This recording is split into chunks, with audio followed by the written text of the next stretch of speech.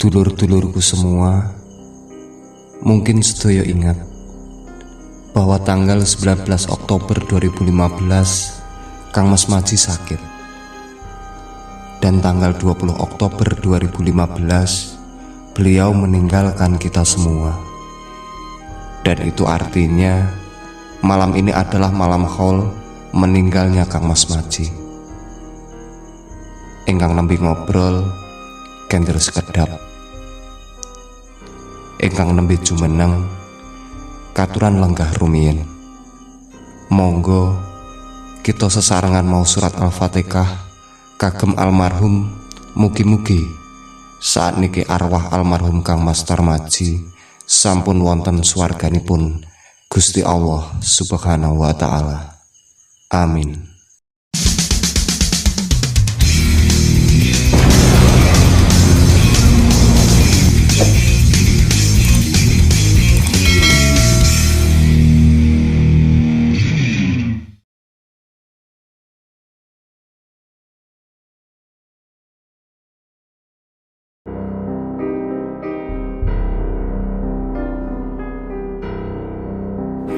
Menurut penuturan Mas Tarmaji, beliau adalah sosok pendekar yang santun dan berwibawa.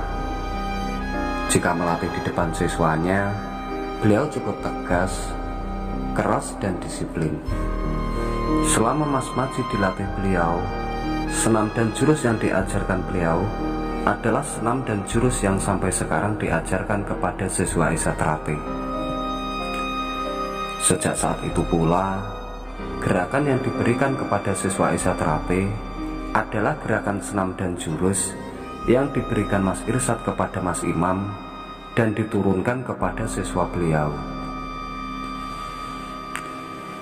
Dalam perkembangannya, senam dan akurasi jurus pada era Mas Irsad ini yang akhirnya dijadikan gerakan baku pencaksilat Esa Terate.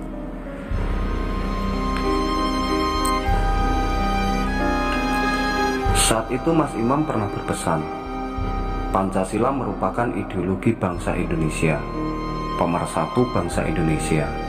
Kalau Pancasila dirubah, Mas Imam mengaku tidak rela dan akan mempertahankan bersama-sama dengan pendekar Esa Terate. Pada tahun 1963, Mas Imam berhasil mengesahkan anak didik pertamanya, yaitu Mas Tarmaji, Abdullah Kusnowijoyo Sudiro, Bibit Sukati, Sudarso, Sudibyo, Sumarsono, dan Bambang Tunggulwulung. Perlu ditegaskan lagi, Mas Tarmaji adalah anak didik langsung Mas Imam. Sejak latihan dan disahkan, pelajaran pencaksilat yang diterima dari Mas Imam saat itu adalah pelajaran pencaksilat yang sudah disempurnakan pada era Mas Irsad, yaitu senam 1-90 dan jurus yang sudah disempurnakan, pasangan, kemudian sambung persaudaraan. Maknanya sejak Mas Imam melatih hingga beliau memimpin Esa Terate, yang diajarkan beliau adalah senam dan jurus baru, sedangkan jurus lama tidak lagi digunakan. Sebab seperti yang dipesankan Mas Imam kepada Mas Maji, jurus Jaya Gendhila Cipta Mulya itu miliknya Esa Winongo.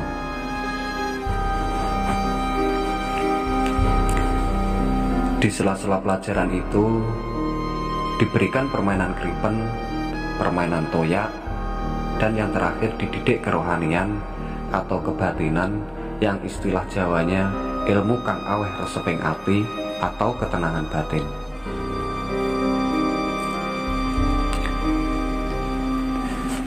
Sementara itu, bagi saudara-saudara kadang Esa Terate yang mempelajari ilmu kebatinan dan kanuragan, ibaratnya ngilmu amrih dibacok ora tedas, ditembak laka-laka, tidak pernah dipermasalahkan, dengan catatan ilmu yang dipelajari itu dipergunakan hanya untuk pengayaan keilmuan secara pribadi dan tidak memasukkannya ke kurikulum pelajaran keilmuan di Esa Terate.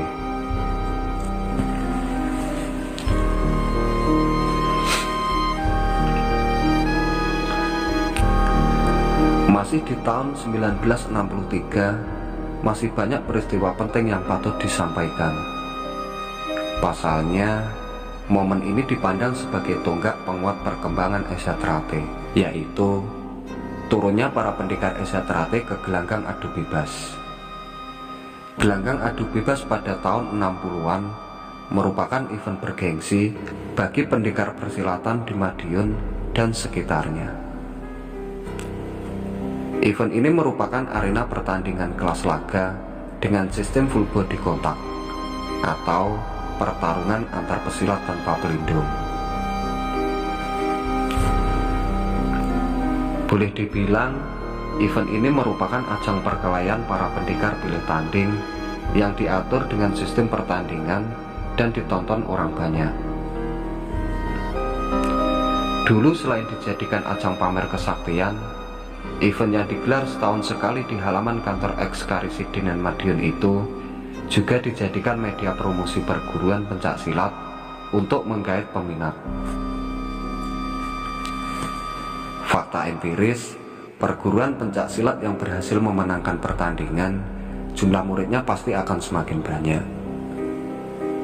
Saat itu, Raden Mas Imam Kusupangat jadi jagonya Esa Teratai, di samping Parno Ramelan dan Sudarso. Di arena laga bebas itu, Mas Imam berhadapan dengan Kiai Sukoco dari Esa Tutekat dan Sewulan Gagangan, seorang pendekar yang dikenal dikdaya dengan postur tubuh yang jauh lebih tinggi dibanding Mas Imam. Selain itu, Kiai Sukoco ini dikenal pendekar yang kebal, pilih tanding, dan berpengalaman, serta beberapa kali memenangkan event adu bebas. Menurut Mas Maji, sebenarnya saat itu beliau juga berniat ikut turun ke gelanggang, tapi Mas Imam tidak mengizinkan. Alasannya, usianya masih terlalu muda. Mas Maji hanya ditugasi membawa keris Kiai Luwuk dan dipesan agar keris itu tidak pindah tangan selama Mas Imam bertanding. Awalnya sejumlah tokoh Esa Teratai meragukan Mas Imam, malah sempat menyarankan agar Mas Imam tidak turun ke gelanggang. Tapi terbukti beliau berhasil mematahkan keraguan saudara-saudara Esa Teratai. Pada ronde-ronde awal laga berlangsung seru. Kedua pendekar itu bertanding cukup imbang. Beberapa kali tendangan dan pukulan Mas Imam mengenai tubuh Kiai Koco cukup telak. Tapi Kiai Koco hanya menanggapi dengan senyuman. Jelas itu menandakan Kiai Koco memang pendekar yang kebal dari rasa sakit akibat pukulan dan tendangan. Memasuki ronde terakhir, Mas Imam berhasil menguji tubuh Kiai Koco. Saat itu juga, Mas Imam berteriak agar wasit juri melakukan penghitungan. Meski berupaya melepaskan diri dari kuncian, Kiai Koco tak berhasil. Akhirnya Dewan Juri memutuskan pertandingan itu dimenangkan oleh Mas Imam.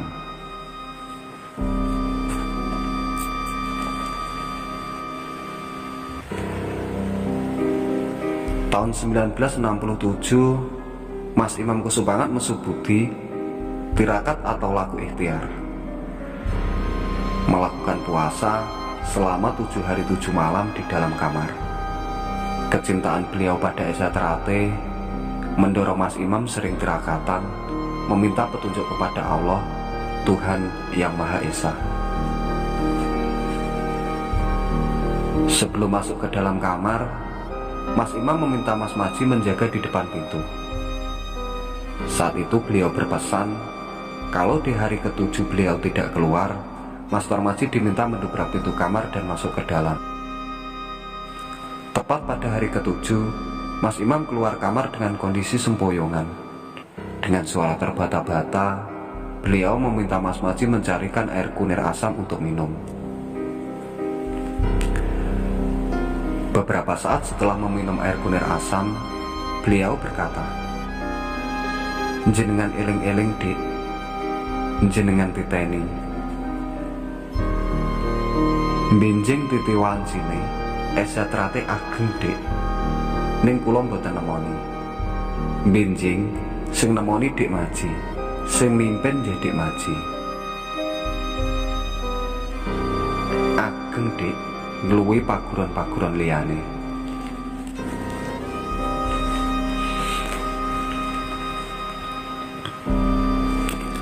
Menurut Mas Maji, beliau hanya diam mendengar ungkapan Mas Imam saat itu.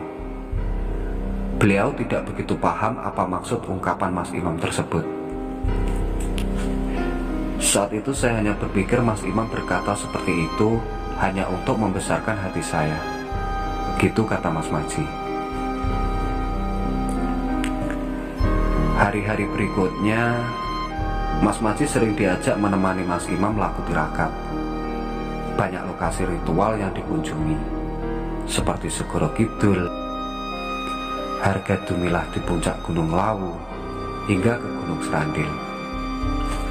Namun terkait ini Mas Maji menegaskan, laku tirakat atau tapa brata yang dilakukan Mas Imam lebih dititik beratkan pada laku pribadi sebagai pengayaan keilmuan pribadi Mas Imam sendiri, dan beliau juga tidak pernah memaksakan diri memasukkan ke kurikulum pelajaran di Esatrate. Pada tahun 1985, ibu kandung Raden Mas Imam Kusupangat, Ibu Ambarko Sensi, meninggal dunia.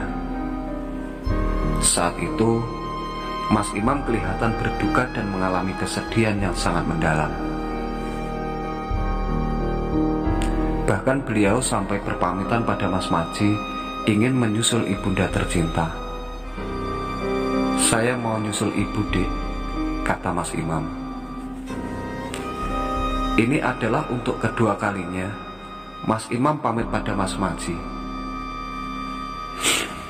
Dulu saat adik kandung beliau, Raden Mas Imam Kuskartono atau Mas Kikot, meninggal dunia tahun 1966, saat itu beliau juga mengutarakan niatnya menyusul adik tercinta ke alam baka. Niat Mas Imam menyusul ibunda ke alam kelanggengan juga diutarakan beliau kepada kerabatnya. Bahkan sudah pamitan ke keluarga. Melihat kemauan beliau, Mas Maji diminta merayu Mas Imam untuk mengurungkan niatnya. Saya katakan di depan beliau saat itu bahwa tenaga dan pikirannya masih sangat dibutuhkan oleh Esatrate. Mendengar alasan Mas Maji, Mas Imam pun menjawab, "Injih Dik, kula manut. Nanging ampun dangu-dangu, ampun luwih saking 1000 dinten sedane ibu."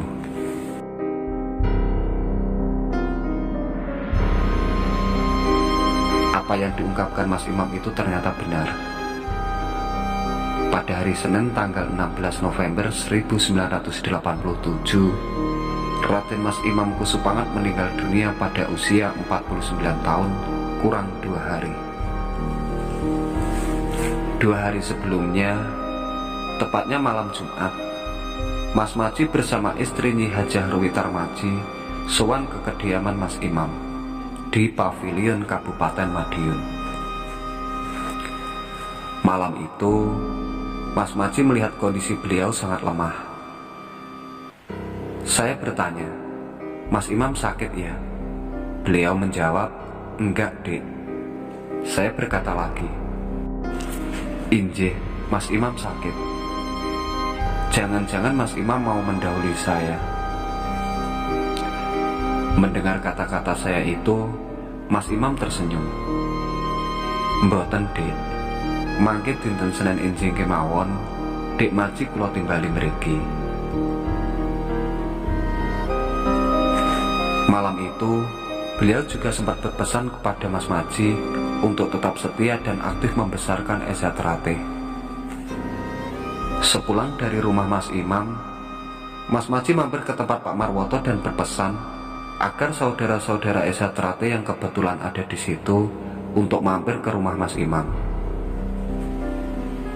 Saya katakan pada mereka, kondisi Mas Imam tidak seperti biasanya.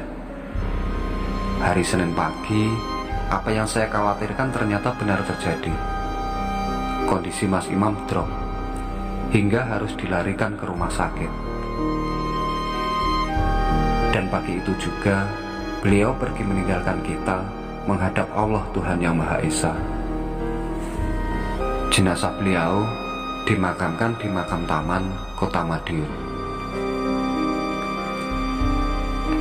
Esa Terate sangat kehilangan, tapi karena semua itu kehendak Allah, kita harus tetap menerimanya. Oke, jadi itu tadi sebuah cerita yang cukup panjang, perjalanan Esa Terate, perjalanan Mas Imam Kusupanat, dan juga perjalanan ilmu Esa yang ternyata jurus Jaya Gendhila Cipta Mulya yang saya sendiri juga baru tahu kalau ternyata itu adalah sebuah jurus milik dari Esa Winongon. Jadi itu alasannya kenapa tidak dipakai di PSHD. Dan saya rasa hari itu yang bisa saya sampaikan. Mudah-mudahan teman-temanku semua, dulur-dulurku semua ya, bisa sedikit mendapatkan pengetahuan. Dan yang pasti semoga video ini bisa menghibur dulur-dulur semuanya ya. Sekian video dari saya. Ada kurang lebihnya saya mohon maaf yang sebesar-besarnya. Dan akhirnya assalamualaikum warahmatullahi wabarakatuh.